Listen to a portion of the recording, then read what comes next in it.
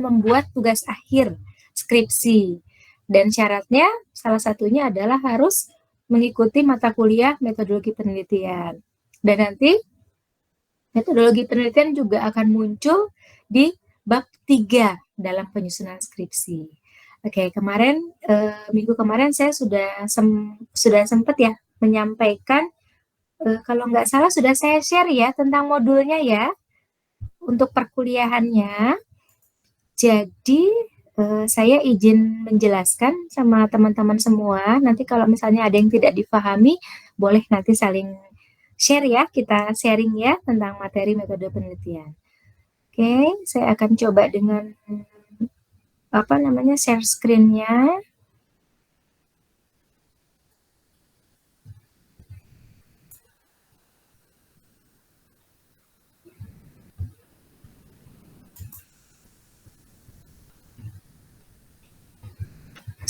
Sebentar.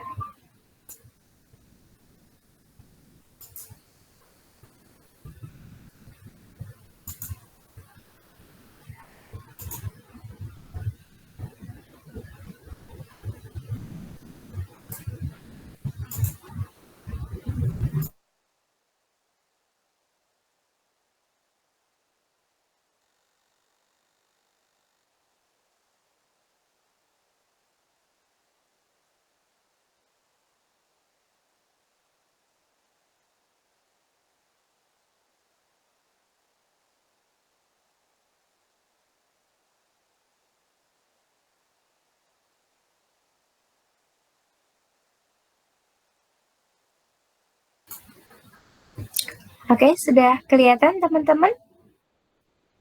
Sudah, Bun. Oke, Sudah, Bu. Oke. Nah, ini adalah dasar dalam kita mencari bagaimana sih kita mencari fenomena masalah gitu ya. Di sini ada metodologi penelitian. Maaf, sebelumnya saya juga akan menjelaskan dulu tentang ini metodologi penelitian. Nah, tujuannya apa sih kita mempelajari metodologi penelitian? Itu yang pertama, itu agar mahasiswa dapat memiliki pengetahuan tentang dasar-dasar metode penelitian, dapat menyusun proposal dan melaksanakan penelitian tugas akhir.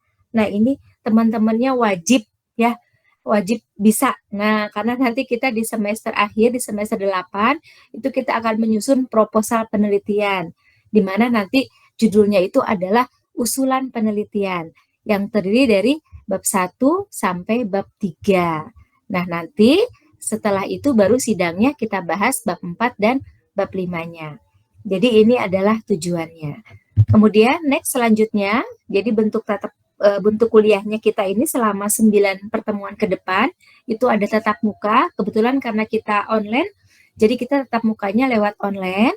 Kemudian ada penyusunan proposal, nanti kita di sini belajar bagaimana cara menyusun proposal, dan kemudian ada seminar proposal. Nah, ini kalau mahasiswa yang ikut seminar MSDM, mungkin sudah ada beberapa poin yang sudah tersampaikan bagaimana cara teknik dalam seminar. Nah, di sini seminar proposal di sini adalah seminar proposal tentang tugas akhir. Dan yang keempat adalah tugas. Nah, itu ya.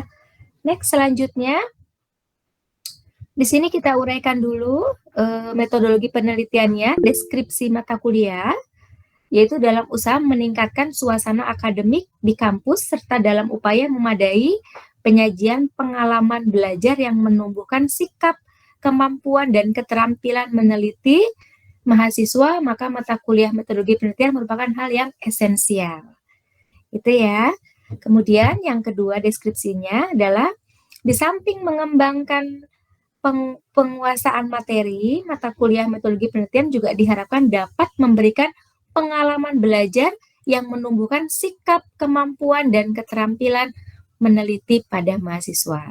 Jadi orientasinya itu adalah bagaimana cara kita melakukan sebuah penelitian.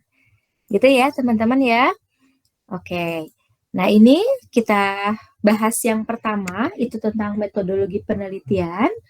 Tentang modul pertama itu kita belajar tentang arti pentingnya ilmu pengetahuan dan penelitian. Kita lihat yang pertama di sini. Manusia mencari kebenaran. Nah, karena kita hidup itu pasti yang kita cari adalah kebenaran. Betul ya, apalagi zaman sekarang banyak hoak-hoak di media sosial. Mungkin teman-teman juga sudah familiar ya ketika kita mengikuti di sosmed-sosmed itu banyak sekali. Apakah itu benar, apakah itu tidak gitu ya.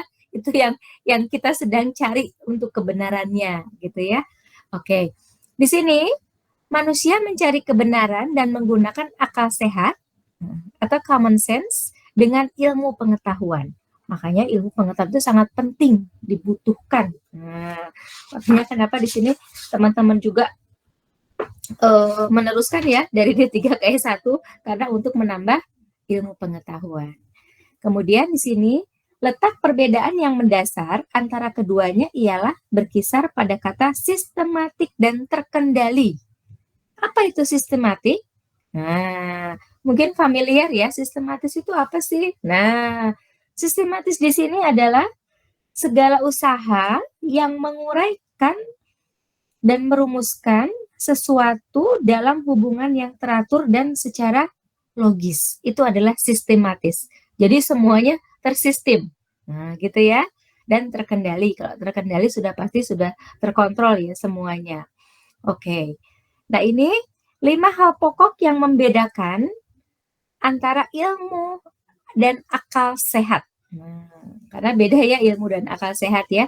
Kalau ilmu itu adalah temuan, kalau akal sehat itu kita berbicaranya tentang logis, nah, logika, realita gitu ya.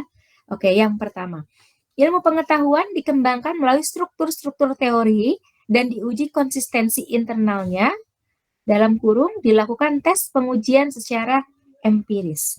Jadi secara empiris itu pengetahuan yang diperoleh berdasarkan hasil dari observasi. Nah, jadi empiris itu observasi, kita melihat nih bagaimana nih observasinya gitu ya.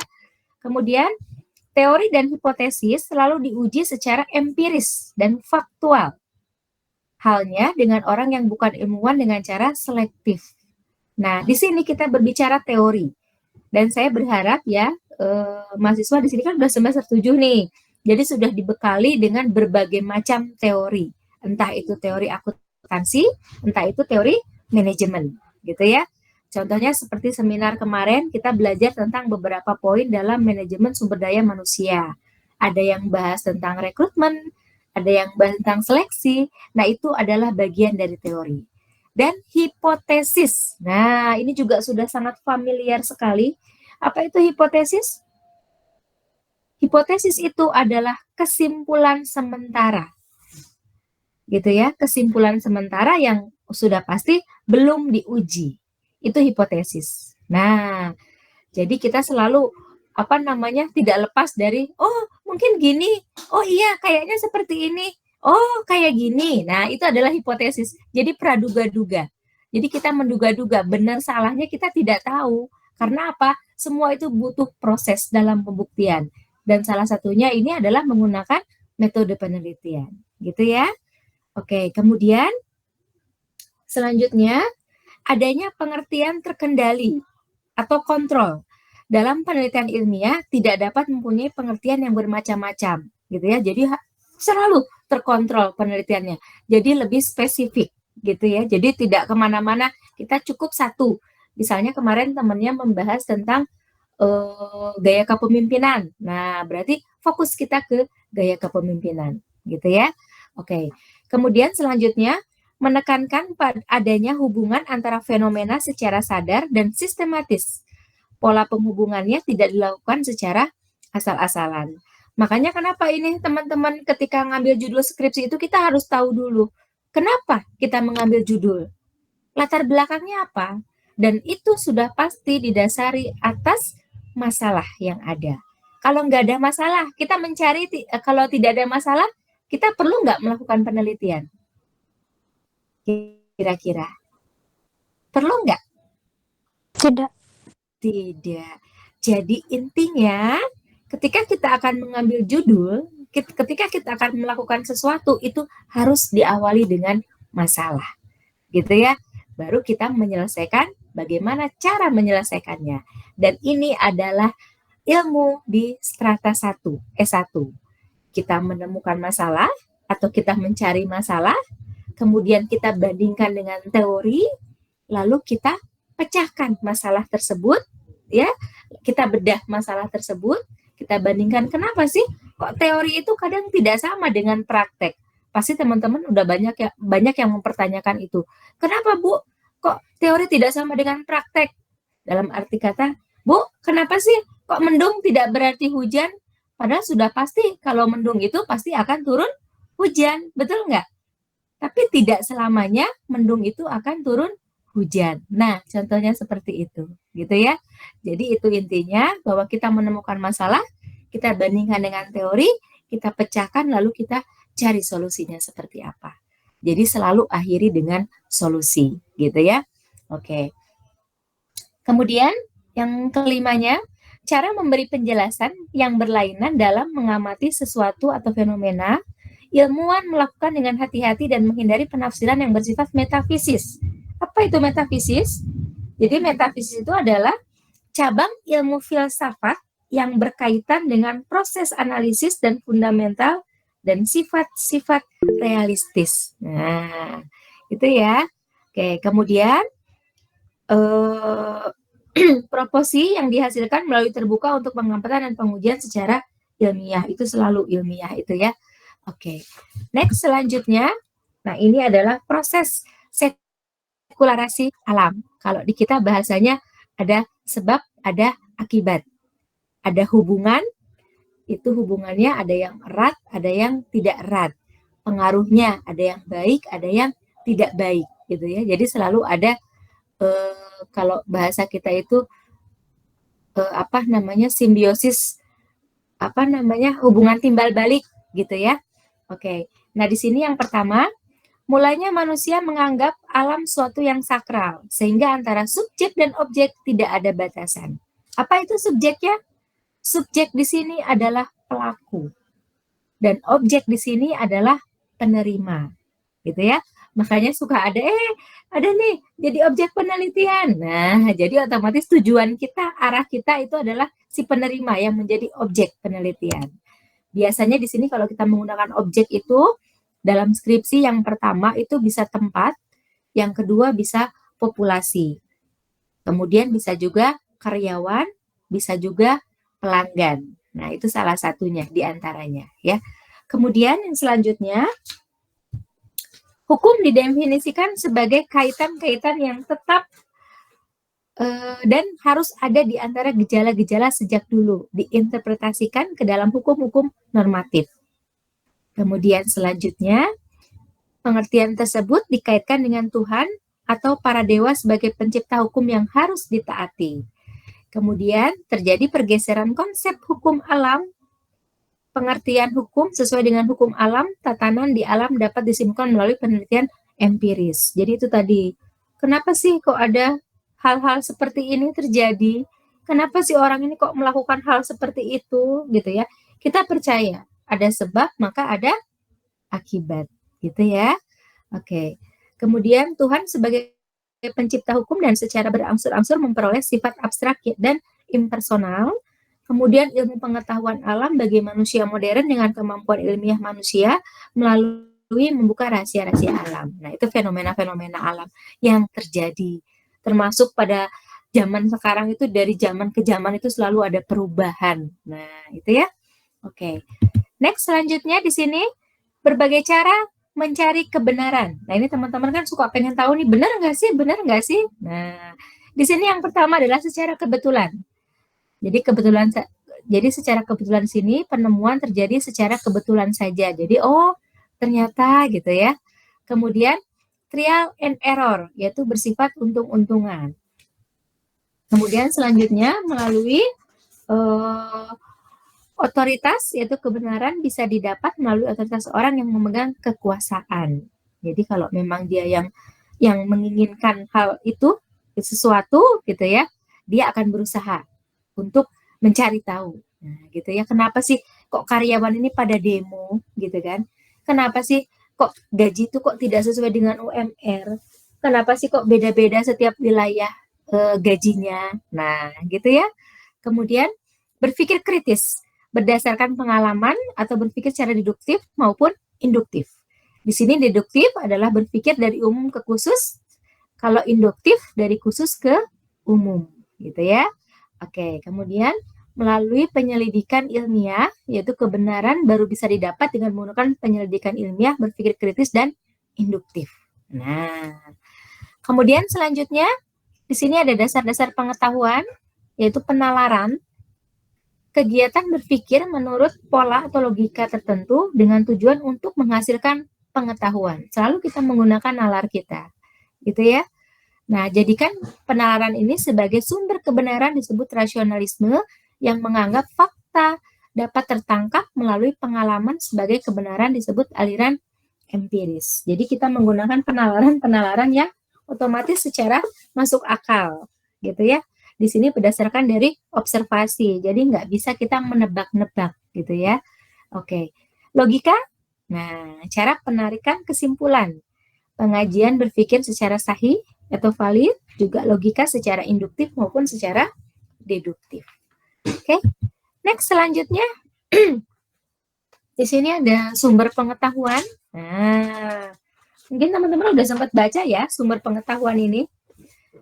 Di dunia ini berawal dari sikap manusia yang meragukan setiap gejala yang ada di alam semesta ini.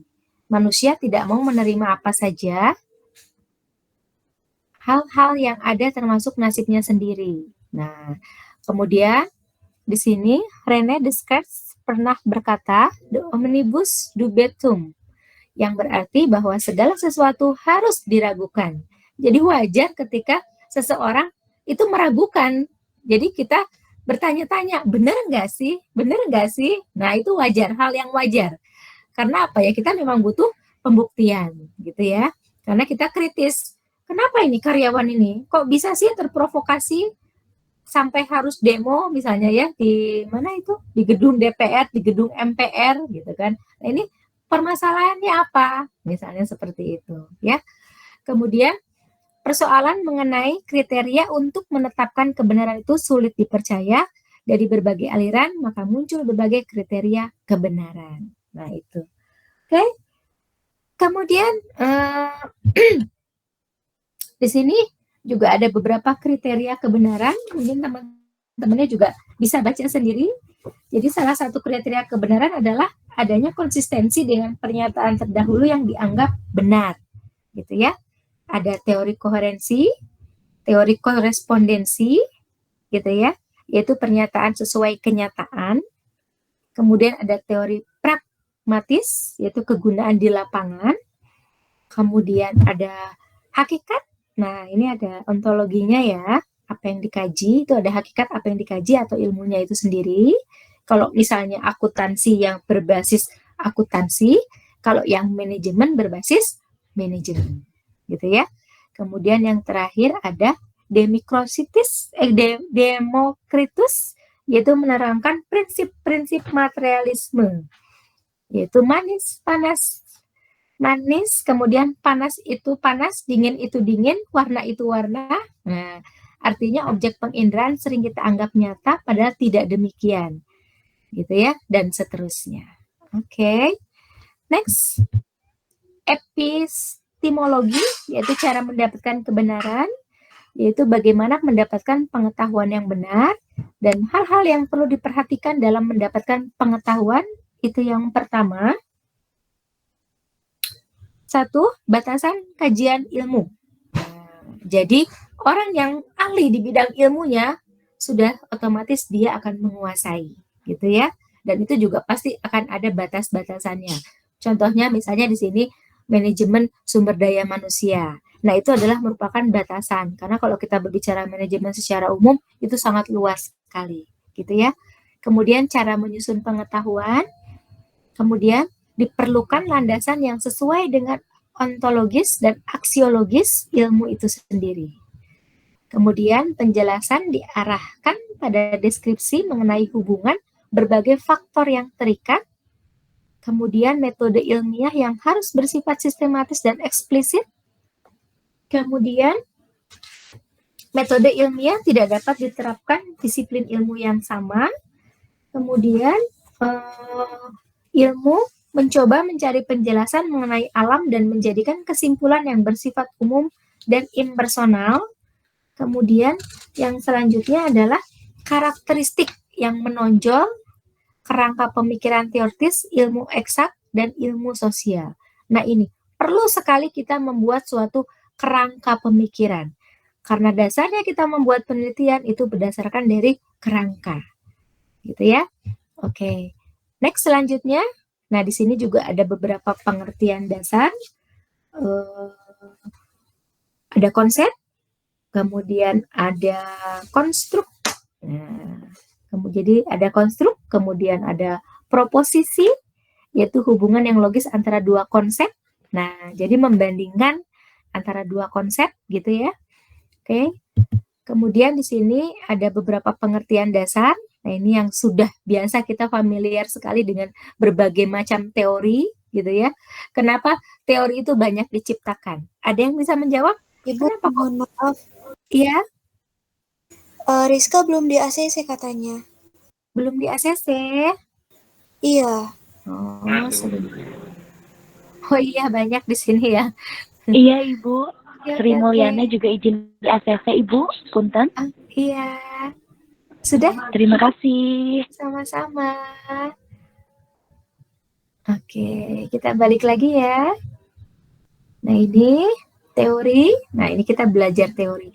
Jadi kenapa selalu ada edisi 1, edisi 2, edisi 3, itu kenapa? Ada yang bisa menjawab? Kalau teori bisa diperbaharui nggak?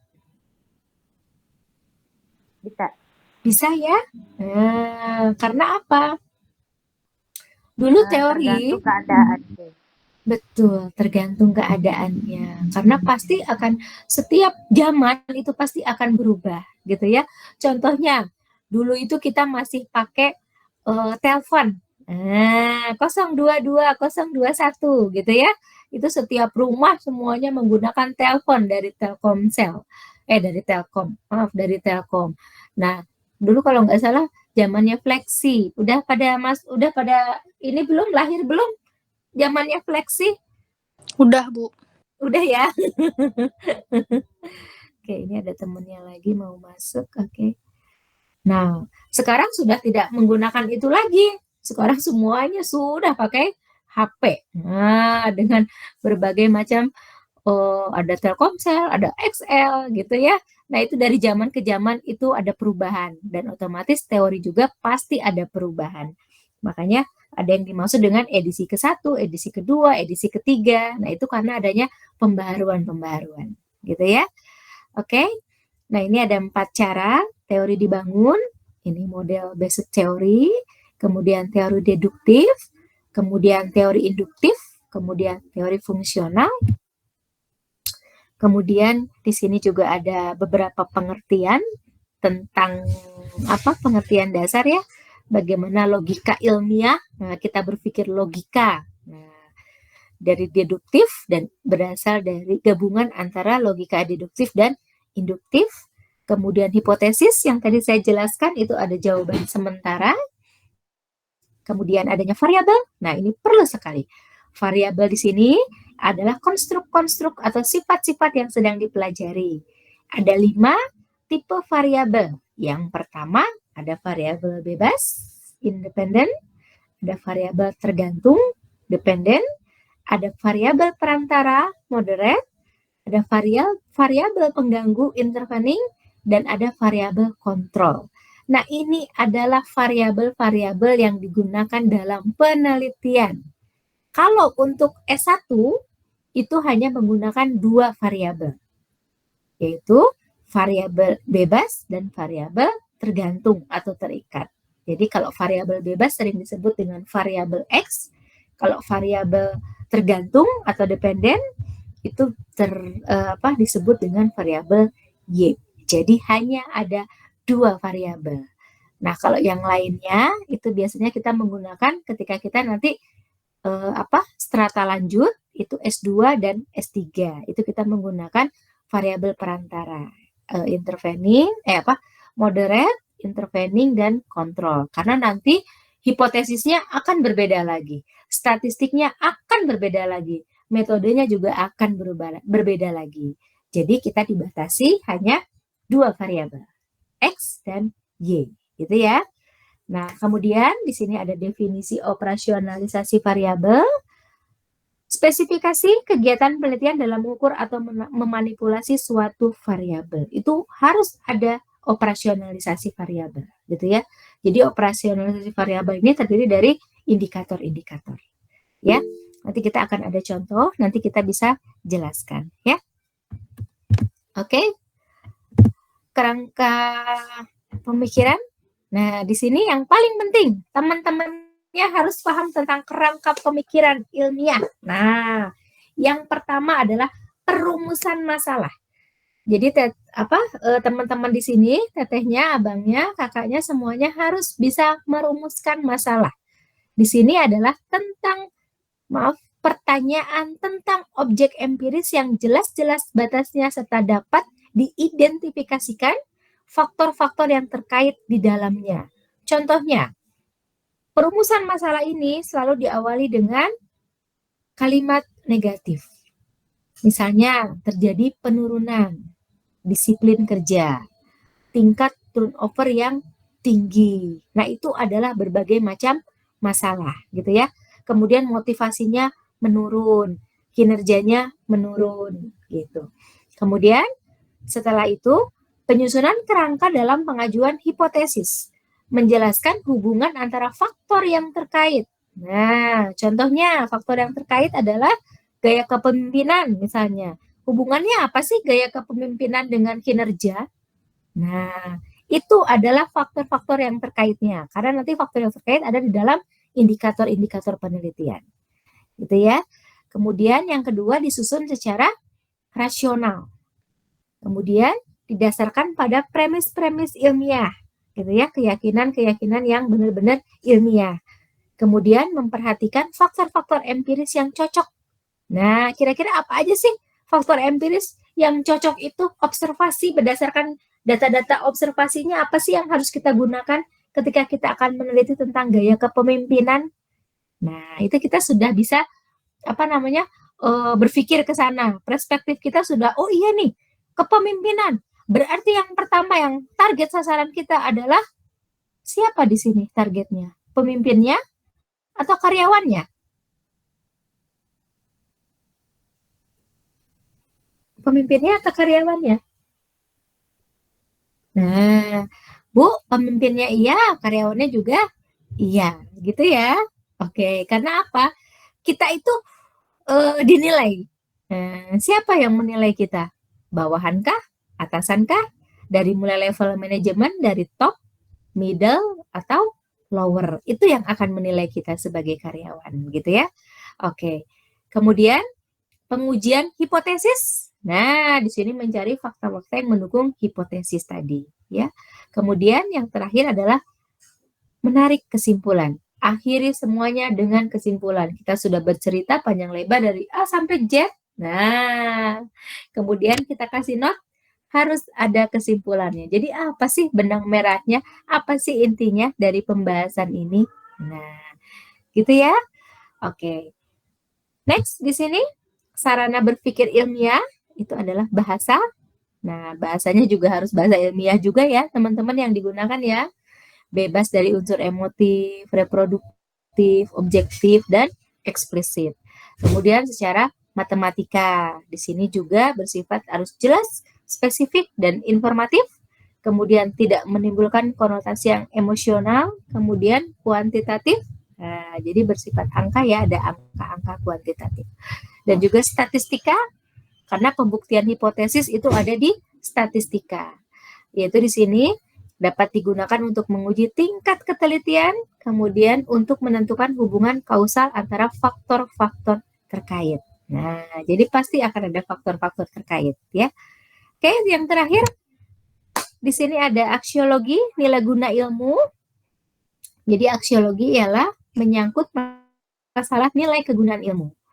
Ilmu tidak bebas nilai, artinya pada tahap-tahap tertentu kadang ilmu harus disesuaikan dengan nilai-nilai budaya dan moral suatu masyarakat. sehingga nilai kegunaan ilmu tersebut dapat dirasakan oleh masyarakat dalam usahanya meningkatkan kesejahteraan bersama, bukan sebaliknya malah menimbulkan bencana. Jadi ilmu juga harus disesuaikan dengan budaya yang ada. Sudah pasti nih, budaya beda-beda di setiap wilayah gitu ya. Jawa Timur, Jawa Barat, Jawa Tengah itu punya budaya yang berbeda gitu ya. Oke, sampai di sini teman-teman materi. Nah, kita sudah membahas tentang modul pertama. Nah, gitu ya. Yang isinya adalah tentang apa sih itu ilmu pengetahuan. Nah, jadi jangan salah lagi ya, ilmu pengetahuan yang tadi saya bacakan gitu ya, saya bahas, dan saya yakin teman-teman juga bisa tinggal membaca dan mempelajari. Gitu ya. Oke, sebentar kayaknya ada yang masuk lagi.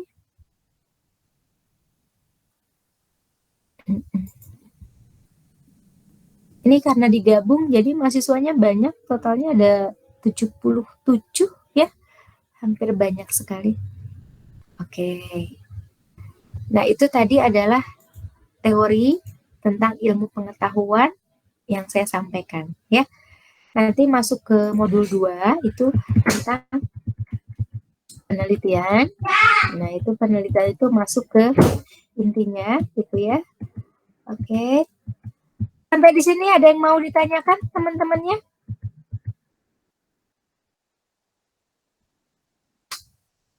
Ini kalau teori mungkin bisa dipelajari ya semuanya ya. Nanti kita belajar bagaimana kita membuat suatu proposal gitu ya. Dasar-dasarnya apa gitu ya. Oke, nah itu tadi modul pertama. Nah, sekarang saya akan tampilkan untuk bahan referensi.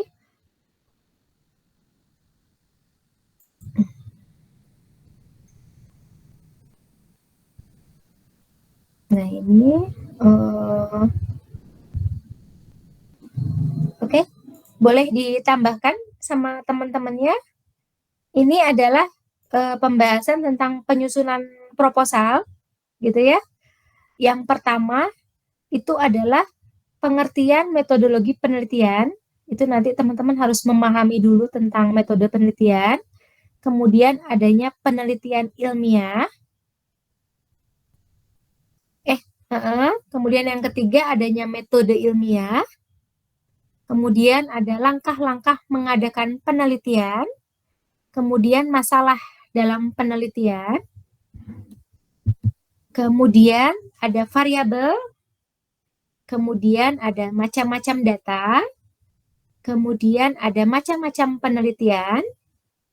Kemudian ada kerangka penelitian kuantitatif. Boleh sambil dicatat ya. Kemudian ada... Maaf, boleh ulang nggak Ibu? Tadi boleh. putus-putus. Oke, siap. Ini materi kuliah tentang pembuatan proposal ya. Proposal materi usulan penelitian. Boleh dicatat paling ya. Yang pertama, pengertian metode penelitian.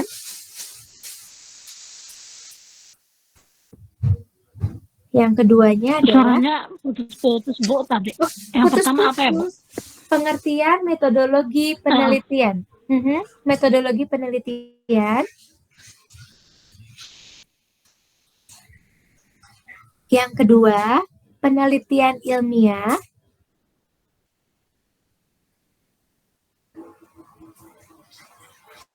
Yang ketiga, metode ilmiah.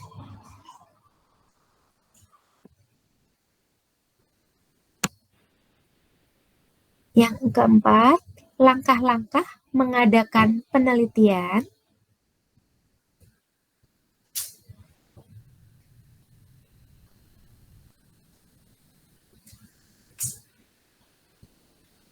Kemudian, masalah penelitian.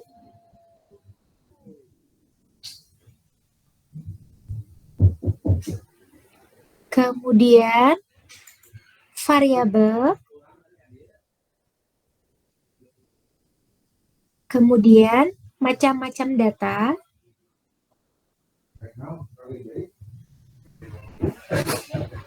Kemudian, macam-macam penelitian.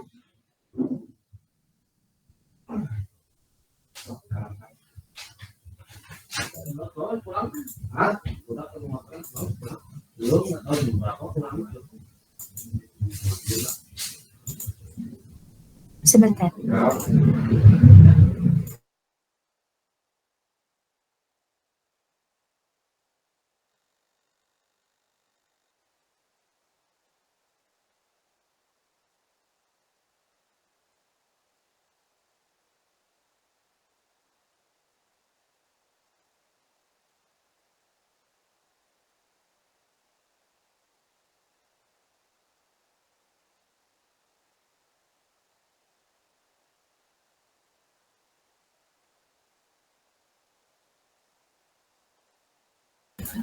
Mohon maaf keputus ya sebentar.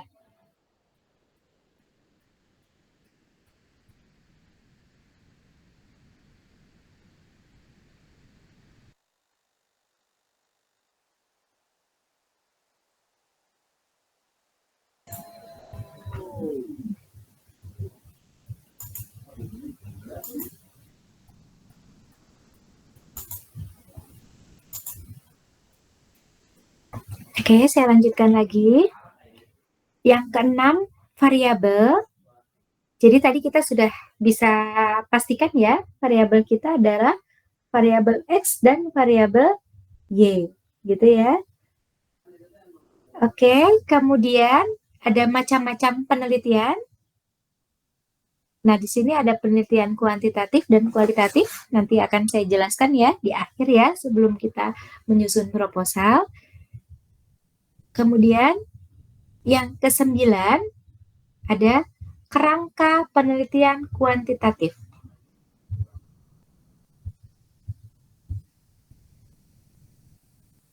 Kemudian selanjutnya itu ada kerangka penelitian. Kalau tadi kuantitatif, sekarang kualitatif.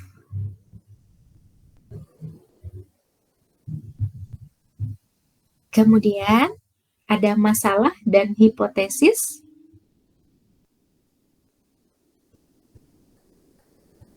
Kemudian ada analisis data dan deskriptif.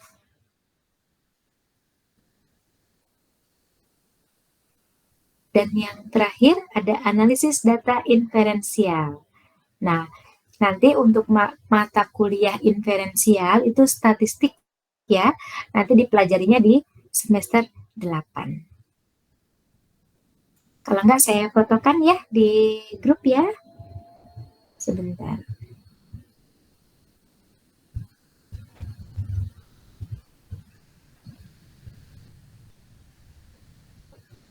Ini yang ke-1.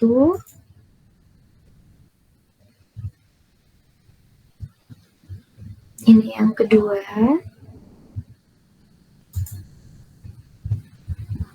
Dan ini yang ketiga. Oke?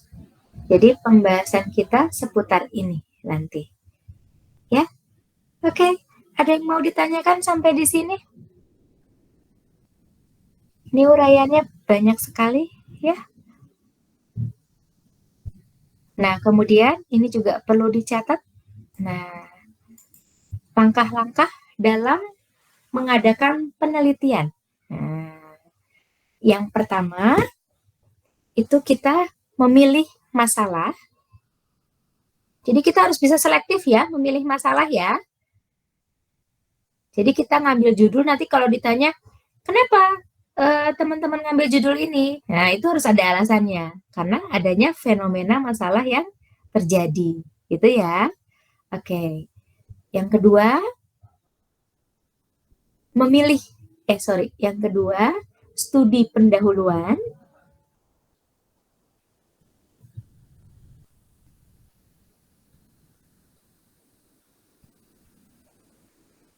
Yang ketiga, merumuskan masalah. Yang keempat, merumuskan kerangka dasar.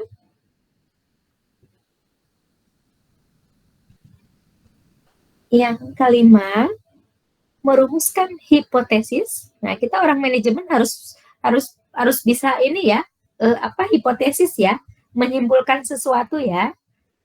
Oke. Kemudian selanjutnya,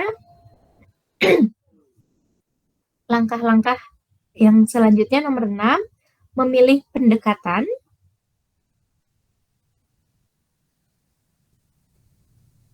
Kemudian yang ketujuh, menentukan variabel.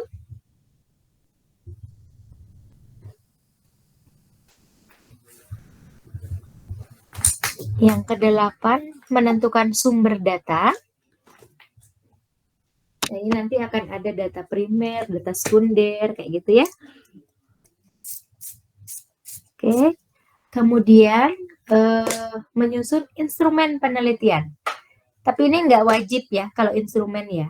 Biasanya kita melihat penelitiannya dulu. Penelitian apa? Oke. Kemudian selanjutnya, langkah ketiga, pengumpulan data. Nah, pengumpulan data ini berdasarkan observasi dan juga kuesioner ya. Nanti kita belajar. Oke. Kemudian analisis data. Nah, ini juga sama analisis data. Kita harus menganalisis berbagai macam data. Biasanya berhubungan dengan hipotesis tadi, hitungan statistik. Kemudian kita menarik kesimpulan.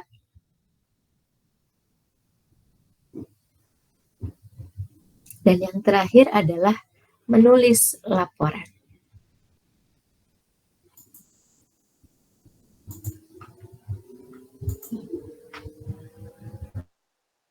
Nah, itu tadi beberapa poin ketika kita akan melakukan penelitian.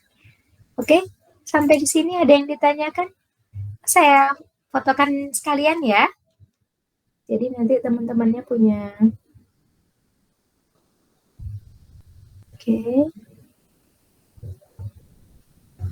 Karena mata kuliah ini tuh sebenarnya menyenangkan ya. Cuma teorinya banyak. Nah, makanya nanti saya aplikasikan dengan contoh kasus gitu ya. Oke.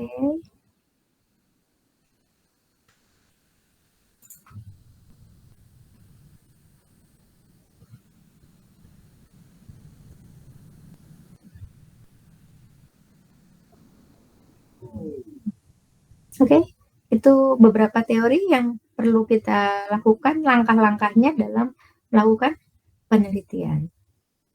Oke, sampai di sini. Nah, ini teman-temannya. Gimana? Ada yang mau menanyakan? Bu, mau nanya Ya, Bu. boleh, gimana? Tadi itu kan ada yang hipotesis ya. Betul? Tadi itu menimbulkan sesuatu itu maksudnya gimana? Iya, karena kan gini, kita berasal dari hipotesis itu adalah kesimpulan sementara. Nah, jadi sebentar, kita close dulu ya. Jadi, kita menyimpulkan hipotesis. Jadi gini, contoh, mendung ketika turun hujan itu akan mendung. Salah. Mendung itu ketika mendung ketika mendung itu akan turun hujan. Betul nggak seperti itu statementnya? Iya, benar Bu. Betul? Yakin? Kadang enggak juga sih Bu. Nah, kadang enggak juga. Nah, betul. Kadang mendung. Betul. Mendung juga ditungguin, loh kok nggak hujan-hujan. Nah, benar nggak? Benar. Nah, itulah yang namanya hipotesis. Jadi hipotesis itu adalah kesimpulan sementara dan akan menimbulkan statement sementara. Jadi kita belajarnya hipotesis. Nah, gitu ya. Iya, Bu, baik. Oke. Sama halnya ketika ada statement seperti ini. Kenapa kok karyawan itu pada demo? Oh, ternyata poin pertama, demo itu ternyata karyawannya pengen naik gaji. Jadi ikutan demo nih. Pokoknya gajinya harus UMR. Gajinya harus UMR. Ikut-ikutanlah mereka demo. Tapi paham nggak mereka itu tentang tentang gaji? Sekarang, maaf, usahanya home industry, ya. Kemudian pendapatannya tidak lebih dari 5 juta misalnya. Tapi karyawan minta digajinya UMR. Punya 2 karyawan. UMR sekarang itu kan sekitar 4 juta sekian ya. Itu beda-beda. Kalau di Bandung itu sekitar 3 juta sekian, 3,6 sekian. Nah, karyawannya minta gaji segitu. Salah nggak seperti itu statementnya? Salah nggak? Salah, kira-kira? Bu. Salah. Betul. Kenapa? Kita mau demo, kita harus lihat kondisi perusahaan itu sanggup nggak bayar kita dengan gaji UMR. Betul nggak? Betul, Bu. Ibu.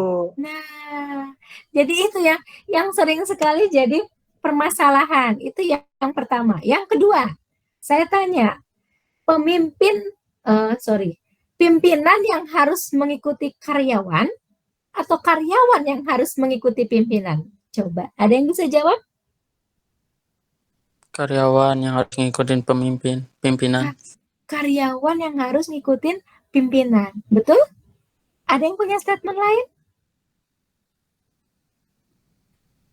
Dalam manajemen, kita hanya belajar teori tentang leadership. Kita belajar teori tentang kepemimpinan. Ada nggak teori tentang karyawan? Nggak ada, Bu. Nggak ada. Ada nggak? Nggak ada. Nggak ada. Jadi yang lebih berperan itu di sini pemimpinnya atau karyawannya? Pemimpinnya. Pemimpinnya. Saya tanya, ada teori tentang karyawan? Tidak ada. Ada teori tentang pemimpin? Banyak, Bu. Banyak sekali. Jadi di sini teman-teman semuanya itu calon pemimpin. Amin. Betul. Kenapa? Jangankan Betul. calon, sebenarnya teman-teman juga sudah jadi pemimpin. Betul nggak? Kenapa saya bilang teman-teman di sini seorang pemimpin? Memimpin diri sendiri, Bu. Betul. Kita dikatakan pemimpin ketika kita sudah bisa mengambil keputusan. Jadi orang yang bisa mengambil keputusan, dia adalah seorang pemimpin. Betul? Betul. Yes. Nah, makanya saya nggak salah kalau bilang teman-teman di sini semuanya adalah seorang pemimpin. Saya dari D3 mau melanjutkan ke S1. Apapun, gimana pun caranya, saya harus sarjana. Nah, itu keputusan bukan? Keputusan. Yes. Nah, itulah yang berhubungan dengan manajemen. Ya, jadi kita dikatakan manajer, kita dikatakan seorang pemimpin, itu ketika kita sudah bisa mengambil suatu keputusan. Dan teman-teman di sini juga semuanya sudah menjadi seorang pemimpin, walaupun nggak sadar. Betul nggak? Betul. Ya, seperti itu ya. Nah, jadi balik lagi ke hipotesis. Nah, segala sesuatu itu kita harus punya kesimpulan. Perkara benar enggaknya itu adalah tugas teman-teman untuk membuktikan. Benar enggak? Nah, gimana cara pembuktiannya? Tadi menggunakan logika, menggunakan metode, menggunakan observasi empiris tadi. Nah, itu semuanya harus dibuktikan. Hingga endingnya kita akan tahu, oh ternyata salah, oh ternyata benar. Nah, seperti itu ya. Jadi utamakanlah hipotesis, betul nggak? Oke, ada lagi yang mau ditanyakan? Ada? Belum? Masih menyimak, Bun. Masih menyimak, betul. Ini baru tahap awal dalam penelitian. Jadi segala sesuatu itu harus diteliti. Sama halnya ada sebab, ada akibat. Tidak mungkin orang berbuat sesuatu itu tanpa ada alasannya. Jadi orang-orang manajemen harus paham dan harus bisa. Apa sih alasannya? Kenapa? Selalu gunakan 5W plus 1H. Itu orang manajemen. Perspektifnya harus sudah ke sana. Yang kedua, orang manajemen harus siap mengambil suatu resiko. Betul? Betul. Sama halnya dengan ya ini sehari-hari kita. Nah, jadi mau akuntansi, mau manajemen, itu semuanya membutuhkan perhitungan. Orang akunting juga sama membutuhkan perhitungan. Perhitungannya gimana? Waduh, ini gimana nih ya? Ngitung neraca, ngitung laba rugi, ngitung laporan keuangan. Kok bisa ya karyawan bisa demo? Padahal yang membuat suatu laporan itu adalah di bagian akunting. Bisa seorang akunting memprediksikan keuangan perusahaan? Atau seorang akunting memprediksikan kinerja perusahaan? Bisa atau tidak? Bisa. Bisa sekali, ya. Karena apa? Perhitungannya semuanya ada di akunting. Nah, bisa nggak orang akunting mengambil keputusan? Bisa. Bisa? Bisa nggak orang Bisa. akunting? Bisa. Karena apa? Sumber tadi itu adalah di situ tadi, ya. Oke, ada yang mau ditanyakan sambil berpusing-pusing Ria? Nah, nanti kalau saya jejelin sama teori, nanti bakal mabok teman-temannya, gitu ya. Ada yang masuk kiri, keluar kanan. Iya, kebanyakan ini baru. Nggak apa-apa, kita pelan-pelan nanti saya akan aplikasikan dengan kasus. Nah, jadi teman-teman paham apa itu deduktif, apa itu induktif, apa itu masalah. Nah, kita sekarang di sini nih lagi apa ya ini ya? Lagi Zoom, lagi kuliah. Ada nggak masalah yang terjadi di sini? Sinyal Mun. Ada. Satu, sinyal. Dua, apa lagi? Miskomunikasi. Nah, miskomunikasi ada nggak di sini kita? Ada. Bisa nggak terjadi? Bisa. Bisa. Dalam artian apa? Pemikiran saya sama teman-teman berbeda, betul? Nah, saya menyampaikan, nah, teman-teman ada yang ngerti, ada yang enggak. Betul enggak? Betul. Nah, disitulah. Jadi kita itu selalu berkecimpung dengan permasalahan, dengan konflik, tapi tetap apapun yang dihadapi tetap harus tenang, gitu ya. Tenang ya, walaupun tadi apa? Enggak ada AC. Tadi sampai bilang nggak ada AC, panas gitu ya di sana ya. Hujan nggak di sana? Enggak, Bu. Enggak ya. Hujan. Oh hujan tuh, ada yang hujan, ada yang enggak gitu ya. Makanya sinyalnya ada yang bagus, ada yang enggak gitu ya. Mendung. Mendung tuh, mendung nggak berarti hujan ya. Kalau lagi Gelap. gelap, udah malam jadi gelap. Oke, ada yang mau ditanyakan sampai di sini buat teman-teman semuanya? Atau mungkin ada masukan, ada yang mau ngasih saran gitu ya? Mungkin baiknya seperti apa? Oh, tenang. Bu, maaf. Boleh. Gimana? Kan sinyal juga putus-putus ya. Kalau PPT-nya di-share di grup boleh? Boleh. Udah, Teteh, udah saya share. Oh, alhamdulillah. Terima kasih, Bu. Nanti teman-temannya mungkin yang baru bergabung belum dapat, ada. Saya udah kirimkan modul. Jadi nanti teman-temannya tinggal dipelajari. Nah, nanti pas pertemuan tinggal dipraktekin gitu ya. Setuju ya? Setuju nggak? Nanti nggak Setuju, dibaca Bu. juga. Setuju, Bu. Nanti kita sambil Nanti- review aja teori ya. Teori Ibu, kasus, saya mau nanya teori juga. kasus. Yang dikirim gimana? baru yang difoto ya, Bu? Enggak, ada sebelumnya Teh. Ada sebelumnya. Coba paling atas banget. Dari awal Scroll ke atas ada. ada ya? Ada. Di atas ada, udah saya kirimkan modul-modulnya. Nanti tinggal dibaca ya. Kalau enggak nanti saya kirim ulang ya. Mungkin temennya ada yang baru bergabung. Oke, ada yang mau ditanyakan? Udah cukup ini? Oh, yang PPT itu ya, Bun ya. Yang PPT? Ada? Paling atas kalau nggak salah kita pertemuan pertama. Jadi mulai sebelum perkuliahan dimulai itu saya udah kirim. Itu modul-modul yang harus dipelajari sama teman-teman. Ada nggak kekirim nggak? Ada, Bu. Ada ya? Oke. Ya, Bu. Ada, Bu. Oke, siap. Ibu, saya mau nanya. Boleh. Kalau nanti skripsinya kita nggak ngambil di perusahaan yang tempat kita kerja boleh? Boleh, nggak apa-apa, bebas. Ya. Terus kalau untuk sempro nanti ada sidangnya juga, Bu? Ada, namanya seminar. Seminar usulan proposal. Nah, ini nanti yang kita bahas dari bab 1 sampai bab 3. Nanti kalau bab 1, bab 3-nya sudah oke, berarti lanjut ke bab 4, bab 5. Dan bab 4, bab 5 itu yang namanya sidang skripsi. Jadi kita ada 2 tahap, ya. Terima kasih, Bu. Sama-sama. Yuk, nanti bulan Bu, saya Februari. mau nanya. Boleh? Gimana, Ini kan Mbak?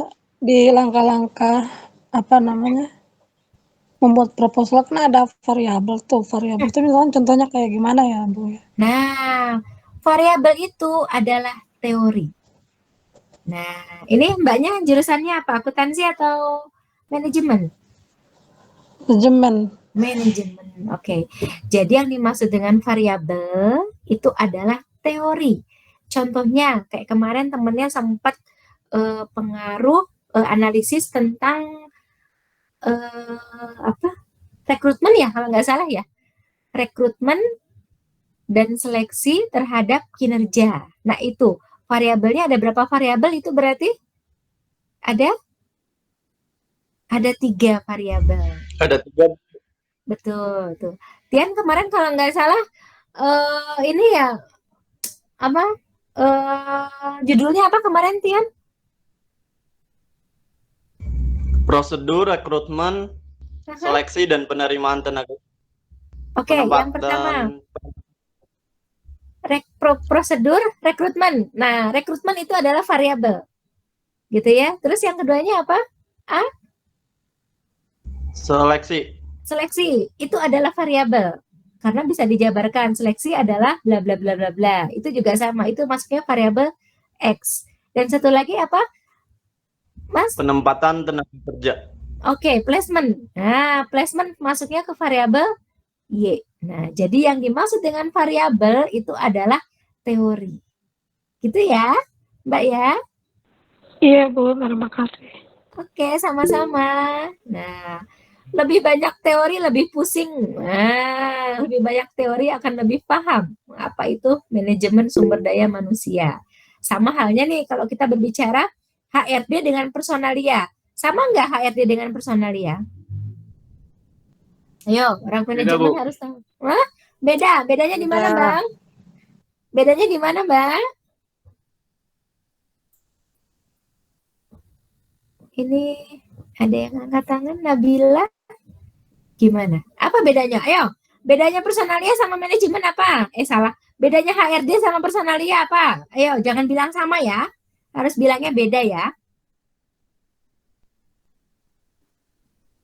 Apa bedanya? HRD sama personalia. Itu yang pertama. Terus yang kedua, marketing sama sales beda atau enggak? Beda. Beda. Apa bedanya? Nah, itu bahasa ekonomi semuanya. Ya, ayo cari tahu ya. Oke. Terus Mawati dan Nabila, boleh? Gimana? Imam tahu, Bu. Oke. Bu, Ayo, Mam. aku mau nanya, Bu. Jawab, Mam.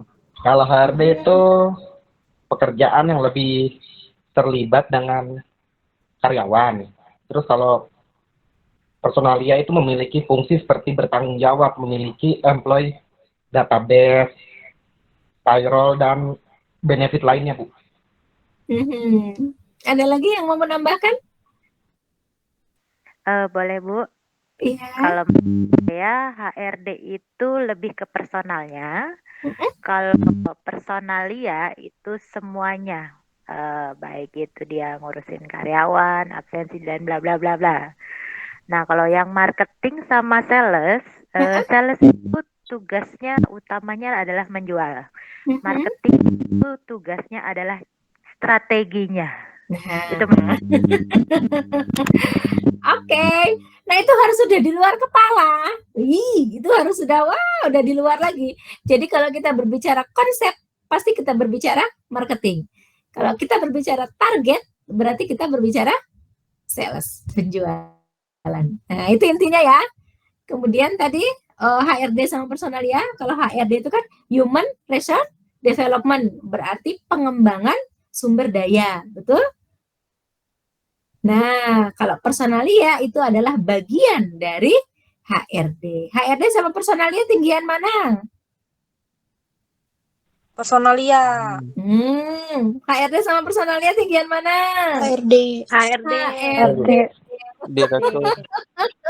Karena HRD Darul.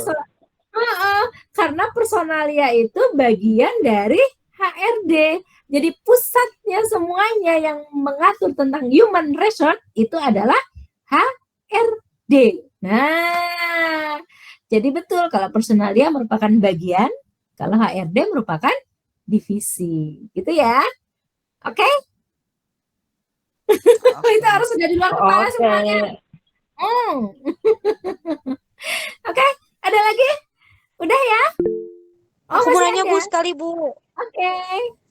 Bu, berarti berapa variabel itu tergantung dilihat dari judul nanti ini ya Bu ya, skripsinya ya Bu. Yes, betul. Jadi variabel tergantung dari fenomena masalah. Nah, contohnya karyawan demo. Berarti demo masalah salary ya. Berarti judulnya atau variabelnya kita bisa ambil apa itu? Kalau karyawan demo, berarti hubungannya dengan apa? Dengan Kompensasi. Nih, ada lagi. Apa bedanya kompensasi sama gaji? Sama enggak? Beda, Bu. Yes, beda. Bener, Bang. Beda ya. Nah, setuju aku kalau beda. Apa bedanya, Bang? Kompensasi itu hak yang harus diterima setelah berhenti bekerja. Kalau gaji ya itu sesuatu yang dibayar tiap bulan, Bu. Oke, ada yang mau menambahkan? Ini teori-teori harus sudah di luar kepala loh. Ayo, apa bedanya kompensasi sama gaji? Kompensasi apa namanya buat karyawan yang udah tetap kali Bu. Kalau gaji itu yang hitungannya masih harian gitu. Izin menjawab, Bu. Boleh. Izin menjawab. Kalau kompensasi itu yang dapat terjadi tanpa ada kaitannya dengan prestasi seperti upah dan gaji, Bu. Kalau gaji itu yang dibayarkan atas waktu yang telah dipergunakan. Ada lagi? Intinya aja apa? Kalau kompensasi itu hak kita yang diberikan selama kita bekerja bertahun-tahun gitu, Bu. Tapi kalau gaji itu selama per bulan. Gitu. Ada lagi? Ayo. Harus dari luar kepala. Boleh, Bu? Boleh? Itu adalah hak yang diterima oleh karyawan. Baik itu misalnya gaji, BPJS Kesehatan, jam sostek dan segala macam, itu kompensasi yang berhak yang harus diterima oleh karyawan. Kalau gaji itu hanya uang yang kita terima sesuai kerja gitu.